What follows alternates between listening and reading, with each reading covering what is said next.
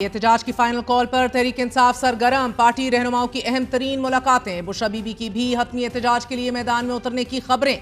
अरकान पंजाब असेंबली को मुशावरत के लिए कल पेशावर तलब कर लिया गया। ये बुशरा बीबी का पहला बाज़ाब्ता सियासी कदम होगा। एहतजाज की फाइनल कॉल पर जहां तहरीक इंसाफ दो मुतजाद बयानियों में मुनकसिम, वहीं अब बुशरा बीबी की सियासी एंट्री से भी जमात के बराबर तकसीम होने के खदशात। खबर है बुशरा बीबी इमरान खान का अहम पैगाम अरकान असेंबली को पहुंचाना चाहती हैं और इसी मुलाकात में एहतजाज के हवाले से लाहे अमल पर भी मुशावरत की जाएगी। ये पहला मौका होगा कि जब बुशरा बीबी की बाज़ाब्ता हदायत पर पार्टी अरकान को पेशावर बुलाया गया है और इससे पहले भी बुशरा बीबी की पेशावर में मौजूदगी को सिक्योरिटी कंसर्न से जोड़ा जा रहा था। जमात के सीनियर क़यादत बबांगे दहल ये दावा करती रही कि बुशरा बीबी का सियासत से कुछ लेना देना नहीं, वो घरेलू खातून है। बीबी के अभी इंटरैक्शंस हैं पॉलिटिकल?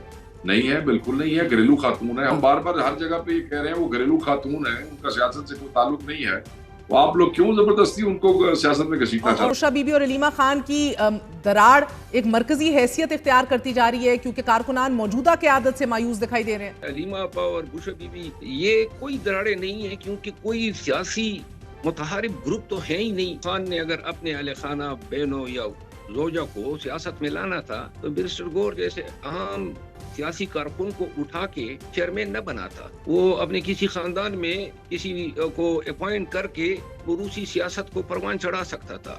घरों के अंदर अगर कोई मामलात होते हैं तो इसका कोई सियासत से कोई ताल्लुक नहीं हुआ। बुशरा बीबी की सियासत में दिलचस्पी से मुतल्लिक़ इतलात आती रहीं कि पेशावर मुंतकली के बाद वो पार्टी मीटिंग्स का हिस्सा रही हैं। वज़ीर आला की एनेक्सी में अली अमीन गंडापुर के अलावा दीगर कायदीन से भी मुलाकातें हुई हैं और पार्टी और हुकूमती अमूर पर ब्रीफिंग भी ली गई। ये इतलात भी आती रहीं कि बुशरा बीबी कुछ पार्टी रहनुमाओं से खुश नहीं हैं और इमरान खान की रिहाई के लिए मुनज़्ज़म मुहिम ना चलाए जाने पर शिकवा कना है। और ज़रा ये भी बताते रहे कि बुशरा बीबी ने पार्टी कायदीन के साथ अहम मुलाकात में कारकुनान से राब्ते रखने और उनके गिले शिकवे दूर करने की हदायत भी दी। लेकिन तहरीक इंसाफ बुशरा बीबी की इन सियासी सरगर्मियों की जहां मुसलसल तरदीद करती रही, वहीं जमात के कुछ लोग खुलेआम ये मुतालबा भी करते रहे कि बुशरा बीबी ज़ीरक खातून है, उन्हें सियासत में लीड लेनी चाहिए।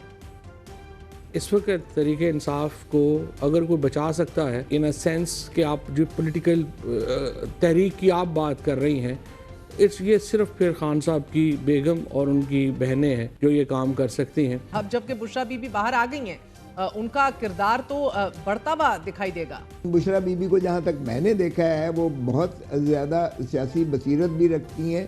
मैंने तो उनको बहुत पुख्ता सियासी जो है जहन का मालिक पाया है। तो मेरे नज़र में तो अगर उनको फोकल पर्सन या उनको जो है वो बना दिया जाए स्पोक्स पर्सन तो उसमें कोई मुज़ायका नहीं है। गवर्नर खैबर पख्तूनख्वा फैसल करीम कुंडी भी बुशरा बीबी की खुफिया सियासी सरगर्मियों पर उन्हें बाकायदा सियासत में आने की पेशकश करते रहे। बुशरा बीबी खातून खाना है और वो सियासत नहीं करना चाहती। तो अगर वो खैबर पख्तूनख्वा हाउस में सीएम हाउस में है तो बता दे कि हम पॉलिटिक्स कर रहे हैं तो खुलेआम करें, मैदान में मीटिंग्स कर रहे हैं, किसको नहीं पता। आप जब कहते हैं कि जी हम तो मीटिंग्स भी नहीं कर रहे तो आप किस लिए वहां पर हैं?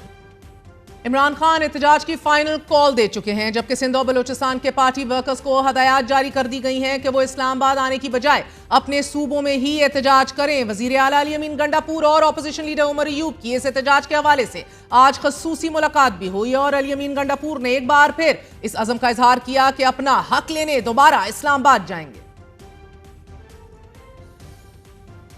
हर मुकम्मल होती है, हम हर वक्त तैयार हैं, हर दम तैयार। क्या डिफरेंट हिकमत अमली होगी इस बार? हिकमत अमली तो बयान नहीं बता सकता ना, हिकमत अमली बस तहत होगी। मगर पार्टी की सीनियर लीडरशिप के हवाले से इतलात भी आ रही हैं कि वो इमरान खान की फाइनल कॉल से नाखुश हैं और कॉल वापस लेने के लिए इमरान खान से मुलाकात के मुतमन्नी हैं। पार्टी के बाद सीनियर रहनुमाओं का यह मानना है कि एहतजाज की कॉल से इमरान खान की मुश्किलात कम नहीं बल्कि बढ़ सकती हैं, इसलिए उन्हें कॉल वापस ले लेनी चाहिए। दो मुतजाद आरा, दो मुतजाद बयानियों में मगर इमरान खान की रिहाई इतनी आसान दिखाई दे नहीं रही। इमरान खान के खिलाफ पंजाब में 54 मुकदमात के बाद आज इस्लामाबाद में 62 मुकदमात दर्ज होने का अदालत को बताया गया। अदालत ने डीएसपी से मुकदमात की तफसील मांगी तो पुलिस अफसर ने रिपोर्ट जमा कराने के लिए वक्त मांग लिया। FIA ने भी अदालत को यह बताया कि इमरान खान के खिलाफ 7 इंक्वायरीज चल रही हैं और इन मुकदमात के साथ साथ आज ही तोशाखाना केस 1 में नैब ने इमरान खान और बुशरा बीबी की सजा कलअदम करार देने की इस्तदा कर दी। تو توشاخانہ 2 کیس میں عدالت نے عمران خان اور بشرا بی بی کی بریت کی درخواست مسترد کر دی۔ توشاخانہ 1 کیس میں عمران خان اور بشرا بی بی کے وکیل علی ظفر نے دلائل دیتے ہوئے کہا کہ بشرا بی بی کی جانب سے استثناء کی درخواست دائر کر رہا ہوں۔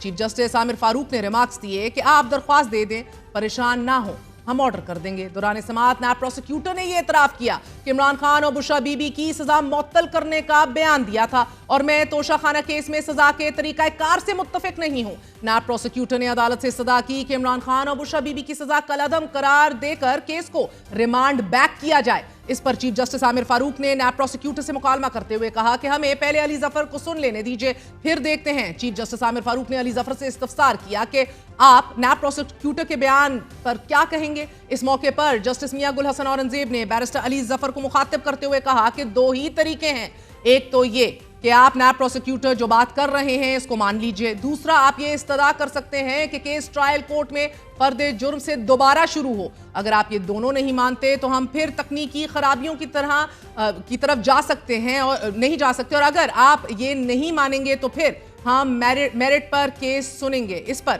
وکیل علی ظفر نے عرض کیا کہ میری نظر میں سزا کا یہ فیصلہ برقرار رہ ہی نہیں سکتا، اور عدالت نے اپیلوں پر سماعت 21 نومبر تک ملتوی کر دی۔ اسی طرح توشاخانہ 2 کیس میں عمران خان اور بشرا بی بی کی بریت کی درخواست مسترد کر دی گئی ہیں۔ اڈیالہ جیل میں اسپیشل جج سینٹرل شاہ رخ ارجمن نے سماعت کے دوران بریت کی درخواستیں مسترد کرتے ہوئے ملزمان پہ فرد جرم عائد کرنے کے لیے 18 نومبر کی تاریخ مقرر کر دی۔ قانونی معاملات گھمبیر ہیں۔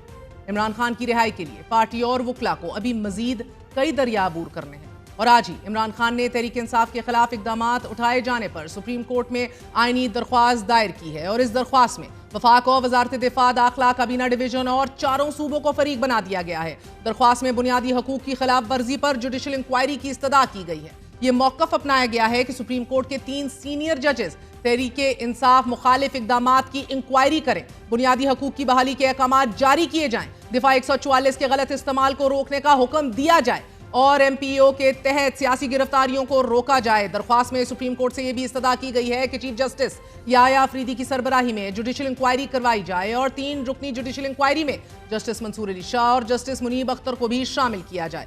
اہم درخواست اور اہم مطالبات ہیں، مگر احتجاج کے معاملے کو لے کر تحریک انصاف جس اپوزیشن اور گرینڈ الائنس کا اشارہ بھی دے رہی ہے، اس کی تشکیل کی خبر دے رہی ہے، اس حوالے سے کوشاں ہیں۔ اس سے پہلے تحریک انصاف کو اپنے اندر یکجہتی کا چیلنج بھی درپیش ہے۔ عمران خان کی رہائی تحریک انصاف کا بنیادی مطالبہ ہے، اور اس مطالبے کے تسلیم ہونے تک تحریک انصاف احتجاج جاری رکھنے کا اعلان کر چکی ہے۔